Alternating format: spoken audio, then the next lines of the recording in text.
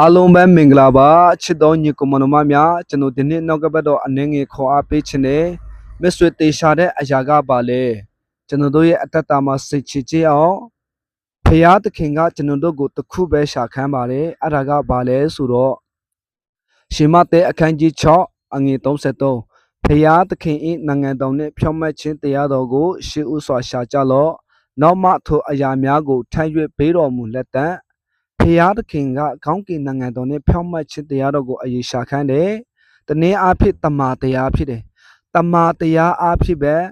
တင်းရဲ့အတ္တတော်ကိုလွတ်ချပေးနိုင်တယ်။တမာတရားအားဖြင့်ပဲတင်းရဲ့အတ္တတော်ကိုဝမ်းမြောက်ချပေးနိုင်တာဖြစ်တယ်။မြတ်စွာကျွန်တော်တို့ရဲ့အတ္တတာမှာဖရာသခင်ကိုအရေးရှာရအောင်ဖရာသခင်ကိုအရေးဦးစားပေးအောင်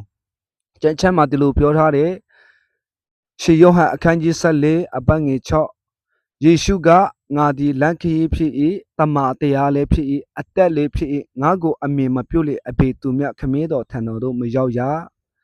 ဖရာသခင်ကအသက်ဖြစ်တယ်သူကအစဖြစ်တယ်လို့အဆုံးလေးသူပဲဖြစ်တယ်တင်နဲ့ကျွန်တော်တို့ရဲ့အသက်တာမှာဖရာသခင်ကိုအရေးရှာဖို့လိုအပ်တယ်ဖရာသခင်ကိုအရေးဦးစားပေးပါဆိုတဲ့အရာနဲ့နောက်ကဘက်တော့အနေငယ်ခေါ်အားပေးခြင်းနဲ့ရောက်ချင်းစတဲ့ပုံမှာဖရာသခင်တာရွယ်ကောင်းချီးပေးပါစေ